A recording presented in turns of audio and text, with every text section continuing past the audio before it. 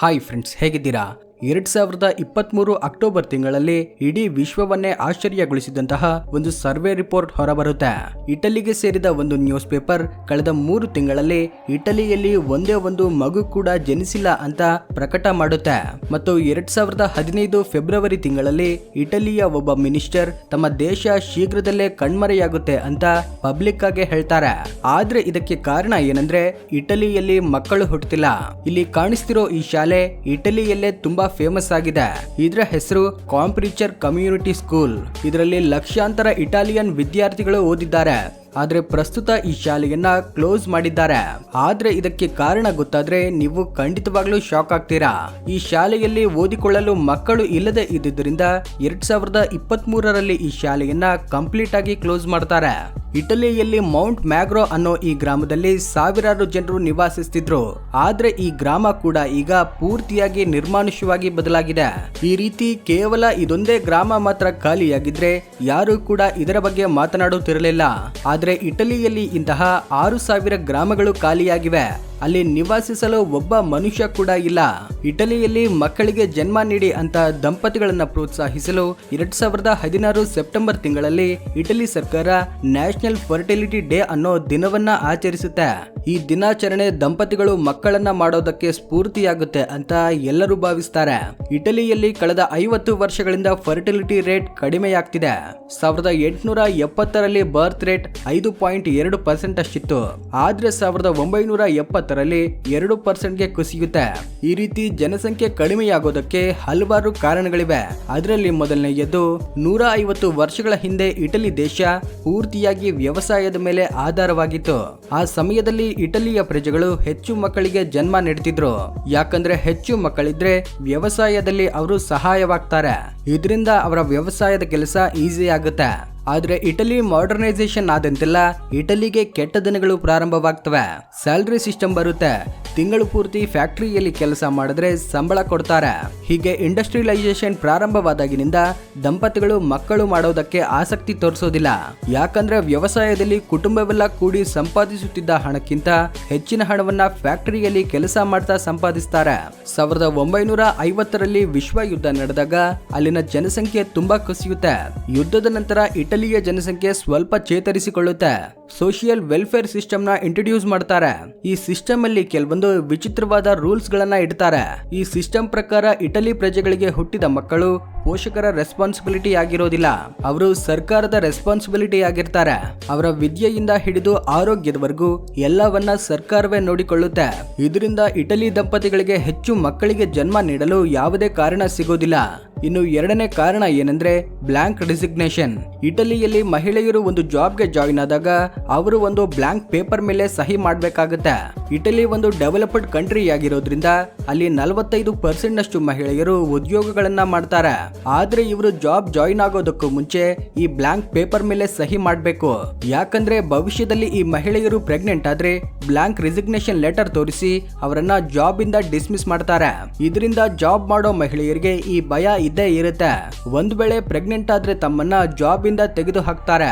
ಈ ಭಯದಿಂದ ಅವರು ಮಕ್ಕಳು ಹುಟ್ಟೋದನ್ನ ತಡೆಯಲು ಅನೇಕ ಮೆಡಿಸಿನ್ಸ್ ನ ತೆಗೆದುಕೊಳ್ಳಲು ಪ್ರಾರಂಭಿಸ್ತಾರೆ. ಇದರಿಂದ ಅವರಲ್ಲಿ ಇನ್ಫರ್ಟಿಲಿಟಿ ಹೆಚ್ಚಾಗುತ್ತೆ. ಮದುವೆಗೂ ಮುಂಚೆನೆ ಶಾರೀರಿಕ ಸಂಬಂಧ ಇಟ್ಟುಕೊಳ್ಳುವ ಮಹಿಳೆಯರ ಸಂಖ್ಯೆನೂ ಹೆಚ್ಚಾಗುತ್ತೆ. ಇಟಲಿಯಲ್ಲಿ ಮಹಿಳೆಯರು ಮಕ್ಕಳಿಗೆ ಜನ್ಮ ನೀಡದೇ ಇರೋದಕ್ಕೆ ಮತ್ತೊಂದು ಕಾರಣ ಚೈಲ್ಡ್ ಬರ್ತ್ ನ್ಯಾಷನಾಲಿಟಿ. ಇದನ್ನ ಅರ್ಥ ಮಾಡಿಕೊಳ್ಳೋದಕ್ಕೆ ಒಂದು ಉದಾಹರಣೆಯನ್ನ ನೋಡೋಣ. ನೀವು ಜಾಬ್ ಮಾಡಲು ಅಮೆರಿಕಾಗೆ ಹೋಗಿದ್ದೀರಾ ಅಂತ ಅಂದ್ಕೊಳ್ಳಿ. ಒಂದ್ ವೇಳೆ ನೀವು ಅಲ್ಲಿ ಮಗುವಿಗೆ ಜನ್ಮ ನೀಡಿದ್ರೆ ಆ ಮಗುವಿಗೆ ಅಮೆರಿಕ ಪೌರತ್ವ ಸಿಗುತ್ತೆ. ಆದ್ರೆ ಇಟಲಿಯಲ್ಲಿ ಹೀಗಿರೋದಿಲ್ಲ. ನೀವು ಅಲ್ಲಿ ಜಾಬ್ ಮಾಡ್ತಾ ಇದ್ರು ಸರಿ, ಟ್ಯಾಕ್ಸ್ ನ ಪೇ ಮಾಡ್ತಾ ಇದ್ರು ಸರಿ, ಅಲ್ಲಿನ ಪೌರತ್ವ ಮಾತ್ರ ಬರೋದಿಲ್ಲ. ಇದಕ್ಕಾಗಿ ಅಲ್ಲಿ ಜಾಬ್ ಮಾಡ್ತಿರೋ ಅನೇಕ ವಿದೇಶಿ ಉದ್ಯೋಗಿಗಳು ಬೇರೆ ದೇಶಗಳಿಗೆ ಹೋಗ್ತಿದ್ದಾರೆ. ಮುಂಚಿತವಾಗಿ ಅಲ್ಲಿ ಜನಸಂಖ್ಯೆ ಕಡಿಮೆ ಇದೆ. ಅಂತದ್ರಲ್ಲಿ ಅವರು ಇಂತಹ ವಿಚಿತ್ರವಾದ ನಿಯಮಗಳನ್ನ ಇಟ್ರೆ ಯಾರು ಕೂಡ ಅಲ್ಲಿಗೆ ಹೋಗಿ ಕೆಲಸ ಮಾಡಲು ಬಯಸೋದಿಲ್ಲ. ಮತ್ತೊಂದು ಕಾರಣ ಏನಂದ್ರೆ 18ರಿಂದ 34 ವರ್ಷ ವಯಸ್ಸಿನ ಸ್ತ್ರೀ ಪುರುಷರು ಈಗಲೂ ಕೂಡ ಅವರ ಪೋಷಕರ ಮೇಲೆ ಆಧಾರವಾಗಿ ಜೀವಿಸುತ್ತಿದ್ದಾರೆ. ಭಾರತದಲ್ಲಿ ಇದು ಸಾಧಾರಣ ವಿಷಯನೇ. ಮಕ್ಕಳಿಗೆ ವಯಸ್ಸು ಬಂದ್ರೂ ಕೂಡ ತಮ್ಮ ತಂದೆ ತಾಯಿ ಹತ್ರನೇ ಜೀವಿಸ್ತಾರೆ. ಆದ್ರೆ ವಿದೇಶಗಳಲ್ಲಿ ಮಕ್ಕಳು ವಯಸ್ಸಿಗೆ ಬಂದ್ಮೇಲೆ ಇಂಡಿಪೆಂಡೆಂಟ್ ಆಗಿ ಜೀವಿಸಲು ಬಯಸ್ತಾರೆ. ತಮ್ಮ ಎಜುಕೇಶನ್ ಪೂರ್ತಿಯಾದ್ಮೇಲೆ ಅಂದ್ರೆ 20 ವರ್ಷ ವಯಸ್ಸು ಬಂದಾಗ ತಂದೆ ತಾಯಿಯಿಂದ ಸಪರೇಟ್ ಆಗ್ತಾರೆ. ಆದ್ರೆ ಇಟಲಿಯಲ್ಲಿ ಮಾತ್ರ 35 ವರ್ಷ ಬಂದ್ರೂ ಕೂಡ ತಂದೆ ತಾಯಿ ಹತ್ರನೇ ಜೀವಿಸ್ತಾರೆ. ಇದಕ್ಕೆ ಕಾರಣ ಇಟಲಿಯಲ್ಲಿನ ಹೈ ಕಾಸ್ಟ್ ಆಫ್ ಲಿವಿಂಗ್. ಅಲ್ಲಿ ಉದ್ಯೋಗ ಸಿಕ್ಕಿದ್ರು ಕೂಡ ಅವರ ಸ್ಯಾಲರಿಯಿಂದ ಇಂಡಿಪೆಂಡೆಂಟ್ ಆಗಿ ಜೀವಿಸಲು ಆಗೋದಿಲ್ಲ. ಇಟಲಿಯಲ್ಲಿ ಒಬ್ಬ ವ್ಯಕ್ತಿಯ ಆವರೇಜ್ ಇನ್ಕಮ್ 2475 ಯೂರೋಸ್. ಆದ್ರೆ ಲ್ಯಾಂಡ್ ರೇಟ್ ನ ನೋಡಿದ್ರೆ 12.12 ಯೂರೋಸ್ ಪರ್ ಸ್ಕ್ವೇರ್ ಫೀಟ್ ಇರುತ್ತೆ. ಇದರಿಂದ ಚಿಕ್ಕ ಮನೆಯನ್ನ ತೆಗೆದುಕೊಳ್ಬೇಕು ಅಂದ್ರೂ ಕೂಡ ಅರ್ಧ ಸಂಬಳ ಬಾಡಿಗೆಗೇನೆ ಹೋಗುತ್ತೆ. ಪಿಜ್ಜಾ ಹುಟ್ಟಿದ್ದು ಇಟಲಿಯಲ್ಲೇ ಅನ್ನೋ ವಿಷಯ ನಮ್ಮಲ್ಲಿ ಅನೇಕರಿಗೆ ಗೊತ್ತು. ಆದ್ರೆ ಅಲ್ಲಿ ಜನಸಂಖ್ಯೆ ಕಡಿಮೆ ಇರೋದ್ರಿಂದ ಡಾಮಿನೋಸ್ ತಮ್ಮ ಅನೇಕ ಬ್ರಾಂಚಸ್ ನ ಕ್ಲೋಸ್ ಮಾಡಿದೆ. ಇದರ ಜೊತೆಗೆ ಇಟಲಿಯಲ್ಲಿ ಜನರಿಗೆ ಬರೋ ಆದಾಯಕ್ಕಿಂತ ಖರ್ಚುಗಳು ಹೆಚ್ಚಾಗಿವೆ. ಅಲ್ಲಿ GDP ಡೆಪ್ತ್ ರೇಷಿಯೋನ ನೋಡೋದಾದ್ರೆ ಒಬ್ಬ ವ್ಯಕ್ತಿ 1 ಯೂರೋನ ಸಂಪಾದಿಸಿದ್ರೆ ಅದರಲ್ಲಿ 10 ಯೂರೋಸ್ನ ಸಾಲವಾಗಿ ಪಡೆದುಕೊಂಡಿರ್ತಾನೆ. ಸೊ ಇಂತಹ ಪರಿಸ್ಥಿತಿಯಲ್ಲಿ ಮಕ್ಕಳನ್ನ ಪಡೆದು ಅವರಿಗೂ ಕೂಡ ಕಷ್ಟ ಕೊಡೋದು ಇಟಲಿಯ ಜನರಿಗೆ ಇಷ್ಟವಿಲ್ಲ. ಇದನ್ನೆಲ್ಲ ಪಕ್ಕಕ್ಕಿಟ್ರೆ ಈಗ ಇಟಲಿ ಈ ಸಮಸ್ಯೆಯಿಂದ ಹೇಗೆ ಹೊರಬರಬಹುದು ಅನ್ನೋದನ್ನ ನೋಡೋಣ. ಈ ಸಮಸ್ಯೆಗೆ ಪರಿಹಾರವಾಗಿ ಇಟಲಿ ಸ್ವೀಡನ್ ಸ್ಟ್ರಾಟಜಿಯನ್ನ ಪಾಲಿಸಬೇಕು. 1950ರಲ್ಲಿ ಸ್ವೀಡನ್ ಅಲ್ಲಿ ಫರ್ಟಿಲಿಟಿ ರೇಟ್ ಕಡಿಮೆಯಾಗಿತ್ತು. ಆದ್ರೆ 2000 ವರ್ಷಕ್ಕೆಲ್ಲ ಅದು ಸ್ಟೇಬಲ್ ಆಗುತ್ತೆ. ಆಗ ಕಡಿಮೆಯಾಗ್ತಿದ್ದ ಜನಸಂಖ್ಯೆಯನ್ನ ಮತ್ತಷ್ಟು ಕಡಿಮೆಯಾಗದಂತೆ ಇರಲು ಸ್ವೀಡನ್ ಸರ್ಕಾರ ಏನ್ ಮಾಡಿತ್ತು ಅಂದ್ರೆ ಇಟಲಿಯಲ್ಲಿ ಈಗಿರುವ ಪರಿಸ್ಥಿತಿನೇ ಸ್ವೀಡನ್ಗೂ ಕೂಡ ಬಂದಿತ್ತು. ಆದ್ರೆ ಆಗ ಅವರು ಕೆಲವೊಂದು ನಿಯಮಗಳನ್ನ ಜಾರಿಗೊಳಿಸ್ತಾರೆ. ಅವುಗಳಲ್ಲಿ ಮುಖ್ಯವಾದ ನಿಯಮ ಚೈಲ್ಡ್ ಕೇರ್. ಚೈಲ್ಡ್ ಕೇರ್ ಅಂದ್ರೆ ಮಕ್ಕಳನ್ನ ಸರ್ಕಾರವೇ ನೋಡಿಕೊಳ್ಳುತ್ತೆ ಎಂಬ ಅರ್ಥವಲ್ಲ. ಸ್ವೀಡನ್ ಅಲ್ಲಿ ಎಷ್ಟು ಹೆಚ್ಚು ಮಕ್ಕಳಿದ್ರೆ ಅಷ್ಟು ಫೀಸ್ ಕಡಿಮೆಯಾಗುತ್ತೆ. ಇಷ್ಟೇ ಅಲ್ಲದೆ ಪೋಷಕರು ತಮ್ಮ ಮಕ್ಕಳಿಗೆ 1 ವರ್ಷದಿಂದ 6 ವರ್ಷ ವಯಸ್ಸು ಇರೋವರೆಗೂ ಉಚಿತವಾಗಿ ಶಾಲೆಗೆ ಕಳುಹಿಸಬಹುದು. ಅಲ್ಲಿನ ಫೀಸ್ಗಳು ಕೂಡ ಖಾಸಗಿ ಹಾಗೂ ಸರ್ಕಾರಿ ಶಾಲೆಗಳಲ್ಲಿ ಒಂದೇ ರೀತಿಯಾಗಿರ್ತವೆ. ಮತ್ತೆ ಈ ಫೀಸ್ಗಳು ಕೂಡ ಪಾಕೆಟ್ ಫ್ರೆಂಡ್ಲಿ ಆಗಿರ್ತವೆ. ಆದ್ರೆ ಮೊದಲು ಹುಟ್ಟಿದ ಮಗುವಿಗೆ ಹೆಚ್ಚು ಫೀಸ್ ನ ಕಟ್ಟಬೇಕು. 2ನೇ ಮಗುವಿಗೆ ಸ್ವಲ್ಪ ಕಡಿಮೆಯಾಗುತ್ತೆ. 3ನೇ ಮಗುವಿಗೆ ಮತ್ತಷ್ಟು ಕಡಿಮೆಯಾಗುತ್ತೆ. ಹೀಗೆ ಮಕ್ಕಳ ಸಂಖ್ಯೆ ಹೆಚ್ಚಾದಂತೆಲ್ಲ ಫೀಸ್ ಕೂಡ ಕಡಿಮೆಯಾಗ್ತಾ ಹೋಗುತ್ತೆ. ಇನ್ನು 3ಗಿಂತ ಹೆಚ್ಚು ಮಕ್ಕಳಿದ್ರೆ ಫೀಸ್ ನ ಕಟ್ಟೋ ಅವಶ್ಯಕತೆನೇ ಇರೋದಿಲ್ಲ. ಇದೇ ರೀತಿ ಮತ್ತೊಂದು ಕಾನೂನನ್ನ ಅಲ್ಲಿ ಜಾರಿಗೊಳಿಸ್ತಾರೆ. ಅದೇನೆಂದ್ರೆ ಪೋಷಕರಿಗೆ ಬರೋ ಇನ್ಕಮ್ ಅಲ್ಲಿ ಕೇವಲ 3% ಅನ್ನ ಮಾತ್ರ ಫೀಸ್ ಆಗಿ ತೆಗೆದುಕೊಳ್ಬೇಕು. 3%ಗಿಂತ ಹೆಚ್ಚಿನ ಮೊತ್ತವನ್ನ ಫೀಸ್ ಆಗಿ ತೆಗೆದುಕೊಳ್ಬಾರ್ದು. ಇನ್ನು 3ನೆಯ ಕಾನೂನು ಪೇರೆಂಟಲ್ ಲೀವ್ ಪಾಲಿಸಿ. ಈ ಕಾನೂನಿನ ಪ್ರಕಾರ ಪೋಷಕರಿಗೆ ಮಕ್ಕಳು ಹುಟ್ಟಿದಾಗ 16 ತಿಂಗಳ ಪೇಯ್ಡ್ ಪೇರೆಂಟಲ್ ಲೀವ್ ನ ಕೊಡ್ತಾರೆ. ಮಕ್ಕಳನ್ನ ಸುರಕ್ಷಿತವಾಗಿ ನೋಡಿಕೊಳ್ಳಲು ಈ ಲೀವ್ಸ್ ಉಪಯೋಗವಾಗ್ತವೆ.